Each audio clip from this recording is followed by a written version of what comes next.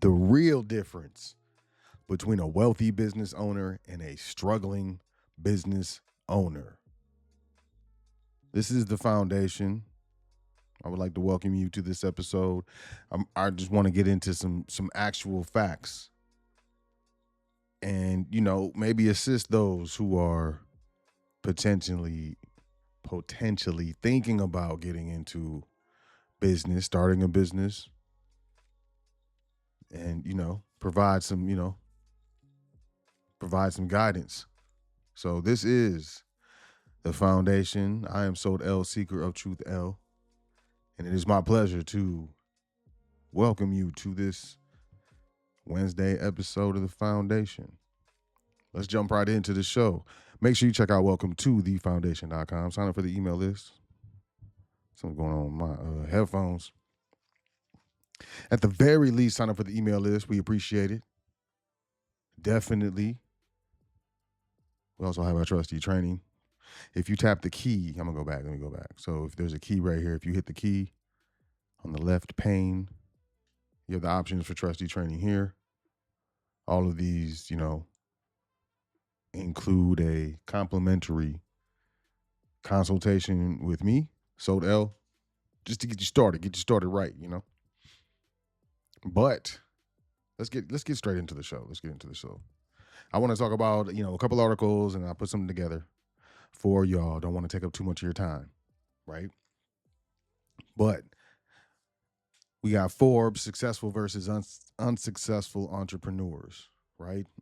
I'm not going to read the whole article. This isn't current events, but what I will get into is the actual points that they're making in the article without, which I happen to agree with. Successful entrepreneurs stand at the intersection of two areas of expertise, of which one is always business related.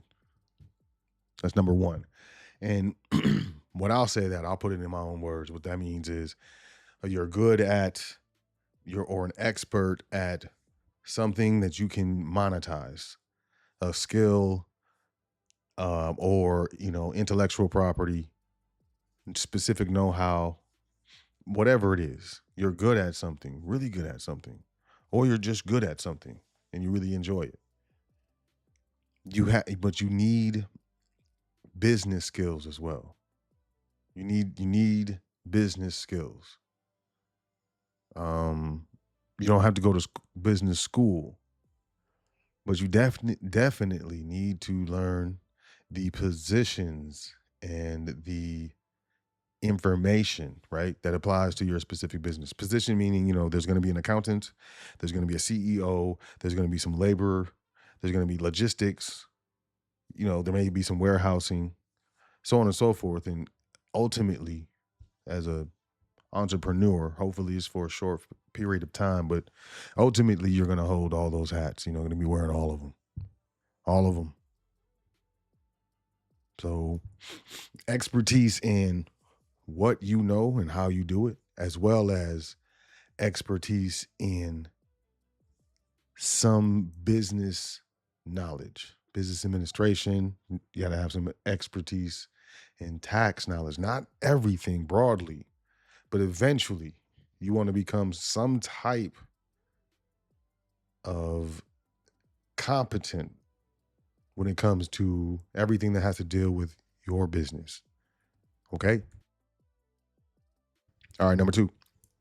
Successful entrepreneurs are not there just for the money. And then that's I would say that should be number one. But I like to tell people who ask, of course. I guess I gotta say the question, right? The question would be, what do I do? I don't know how to start my own business. Well, the main thing is, what can you do to monetize your time right now?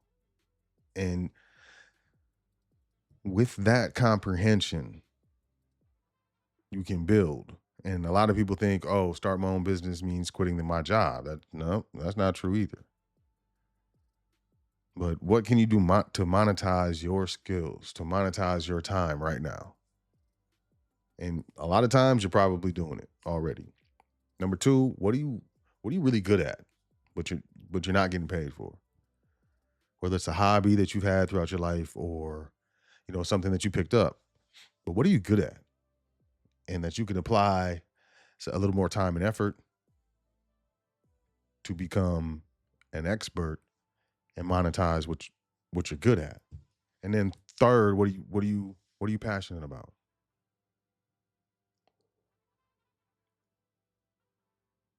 If you were gonna be paid however much amount that you desired, what would you do? So like however much annual salary that you desire, but you got to pick what you're doing. Generally, it's going to be something that you're very passionate about. So what are you passionate about? And those three things, those three things definitely are going to help. You can't be there for the money. You got to be there for what you're good at, what you really enjoy, what you want to give, what you want to offer, what you're proud of. And sometimes that takes some inner work. You got to, understand yourself. But being there for the money is oof. Because, hey, that's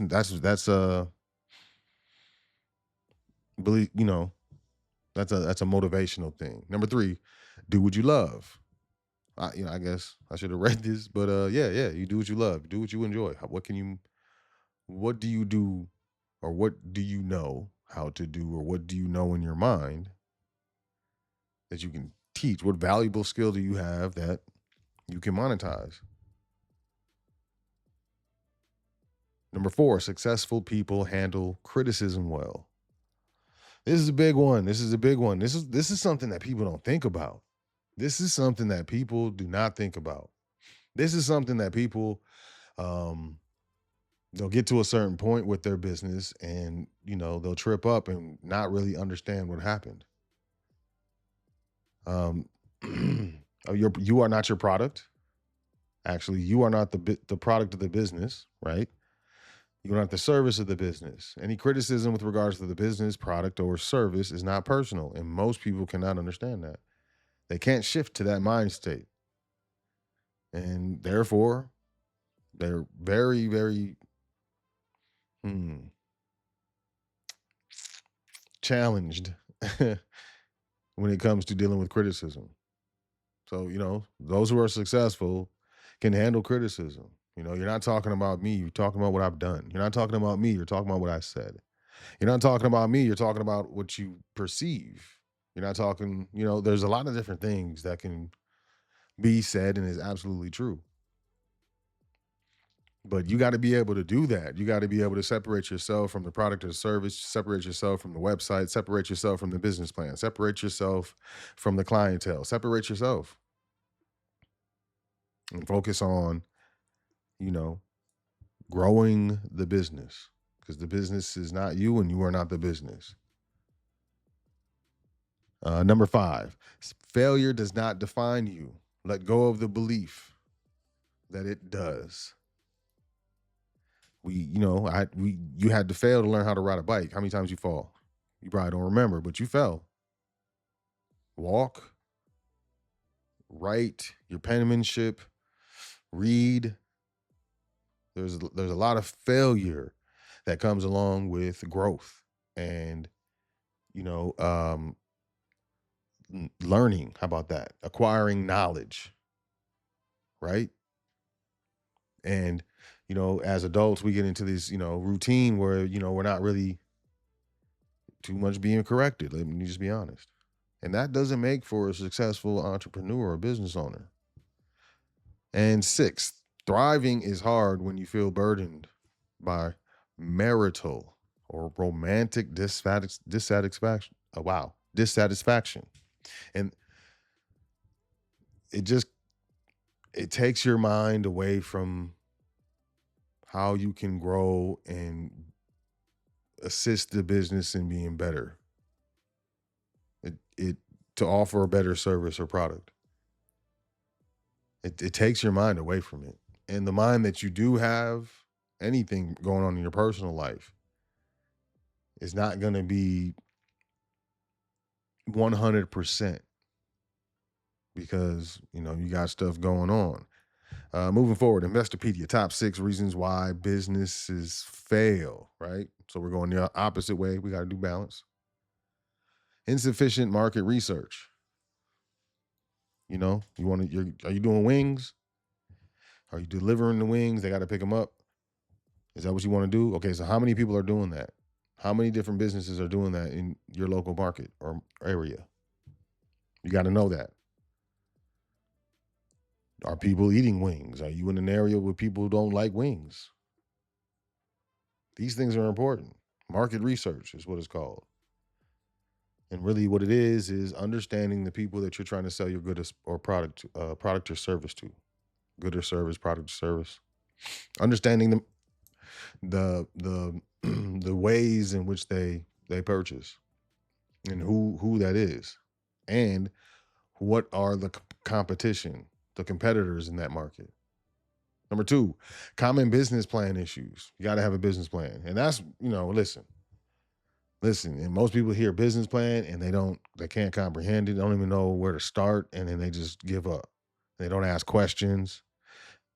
And I think that comes down to not being accountable. Like, hey man, I don't know. And that's hard for people to say. Some people just can't do it. I like saying it because I learn, but I like to learn way more than I like to be right.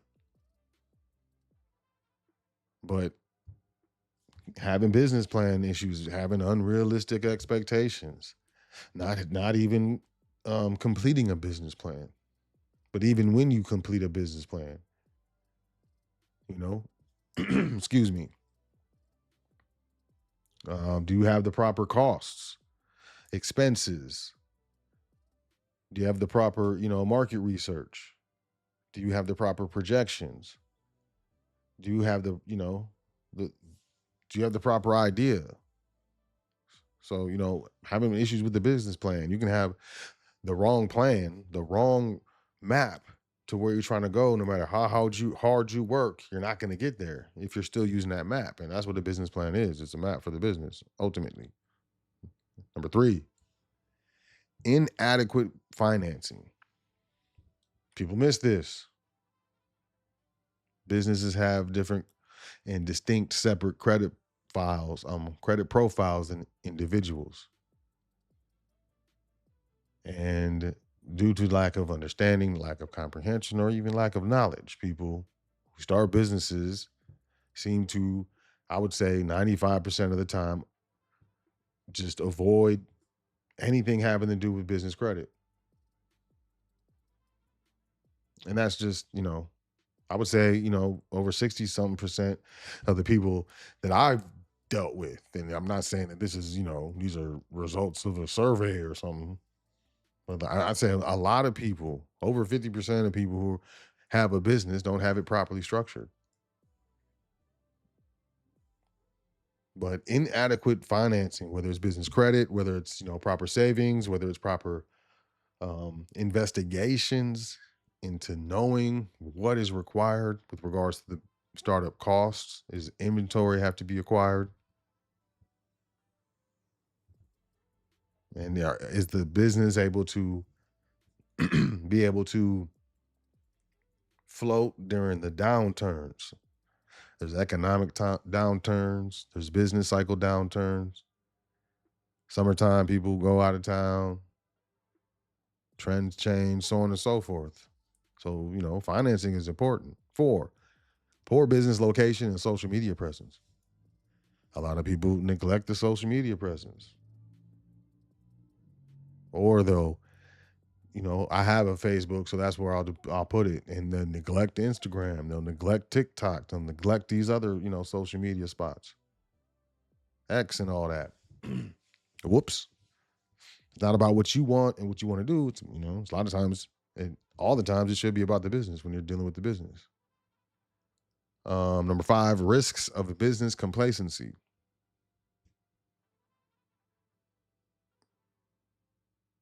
I think that kind of, I don't know. I would look at that as, you don't, you you present food, but you don't do anything with the menu. It's the same menu all the time.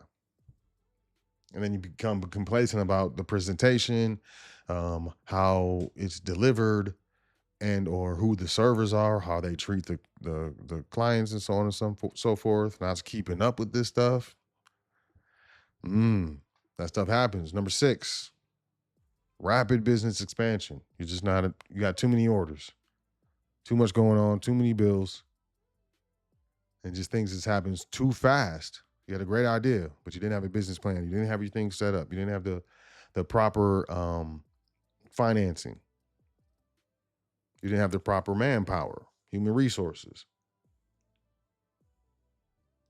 And once a business name is in the mud, it's very difficult to get that business name out of the mud. That's why they fire CEOs. They fire them. So I put together, this little dance right here. This is a little PDFer. This is, key differences between successful and unsuccessful business owners. Successful owners exhibit strong management skills, ensuring effective governance and stability within their businesses. Unsuccessful owners often demonstrate weak management, leading to disorganization and inefficiency. Management skills, direct communication, knowing how to determine how to approach a specific employee or subordinate versus having a genuine style and anybody can get it. There's things with regards to empathy that managers need to incorporate. And, there's things that managers need to understand. Like, you cannot be friends with your subordinates. So management skills, and a lot of people, they'll bring in their family, their friends, so on and so forth. So, the most difficult thing is trying to hold those people accountable for the business because, everyone knows each other. Financial mismanagement. Successful owners understand how to manage debt effectively, ensuring that profits cover expenses and they maintain financial health. Unsuccessful owners struggle with debt management, which can lead to financial instability and potential business failure. Stable owners run the business around cash conversion. They collect fast, pay later, and control the inventory. Right. And unstable owners often grow revenue while underestimating receivables, returns, seasonality, and capex needs or capital expenditures, financing, business credit, like there is interest charged on loans and extensions of credit. And, how much is it costing the business to obtain capital? They maintain a working capital buffer. So one slow paying customer doesn't cascade into missed payroll vendor payments. And that happens with a lot of business. They lose one client or a main client or two, and business goes under. So working capital, which is a type of financing or, an implemented business administrative decision. Like this is part of the model. We will keep this, let me keep going. Stable owners run the business around cash conversion. Unstable owners often grow revenue while underestimating. I said that, didn't I? They also maintain a working. I said that. That's doubles, right? That must have been a bad copy paste. Customer loyalty. Successful owners focus on securing customer loyalty, creating strong relationships that encourage repeat business. This is I walk in, this is what I expected. It doesn't change over time. It's the quality doesn't change over time, and hopefully, most of the people don't change over time. This brings loyalty back to your brand. Unsuccessful owners tend to overlook the importance of customer loyalty, which can hinder sales growth and brand reputation. Adaptability, this is important. Successful owners embrace change and are willing to adapt to new market conditions and technologies. This helps them stay competitive. Some people, I don't like AI. You run a business, doesn't matter if you like it. Can it help your business? Can it help bring more income in? Can it reduce overhead? Can it reduce the work load of any of your subordinates, employees, yourself? Unsuccessful owners often resist change, which can result in stagnation and an inability to meet evolving customer needs. Continuous learning is what we love here at the foundation. The public calls it, what is it? Continued education, I think, or something like that. Successful owners commit to continuous learning, seeking knowledge and skills that enhance their business acumen and adaptability. Because you got to adapt. Everything changes, nothing stays the same. Unsuccessful owners may neglect ongoing education, relying on outdated practices that can limit their growth and innovation. Self-explanatory. Here's my little chart. You got the attribute, which is our management skills, financial management, customer loyalty, adaptability, and continuous learning, right? And we're measuring whether it's strong, we're measuring weak, and we got successful over here and unsuccessful over here. So strong management skills for successful, unsuccessful, weak. And obviously this is self-explanatory. I just want to throw that in there though. Some people like visuals. I'm working, I'm growing. This took like 3 days. And I went through it and still made mistakes. But, I trust that y'all learned something. And I believe in you. I definitely do. And, I think for me, at least at first, I had trouble believing in myself. And I know that's the most important thing. But I believe in you. If you're listening to stuff like this, I believe in you. If if you're taking time out of your life to invest in your private education, I believe in you. Because there's no way I can't. There's no way I can't. But some people, I don't care if you believe in me. And that's cool. Either way, if you're looking to start a business, we definitely have something for you, how to start a business. The link is in the description of this video. And it's, something a little different, a little mix and match, but hopefully the point. Oh yeah, I block all types of ads. Yeah, okay. Hopefully the point got home, because I think dependence on these corporations, on these jobs, a lot of people are getting laid off. I'm doing current events, and by the thousands, by the hundreds, people are getting laid off. And the technology is advancing. I think smaller and medium businesses are what's necessary, at least to sustain yourself and sustain your family, even if it's not the only income source. And I don't think, any business should be the only single income source for a family, because multiple streams of incomes is advanced. But, as I said, I believe in you. And I'm so L, seeker of truth L, speaker of truth L. And I believe in you. So with that being said, I trust you learned something. And I trust that you can do different things so you can get to different places. Hope you're able to do that, because, that's what's required.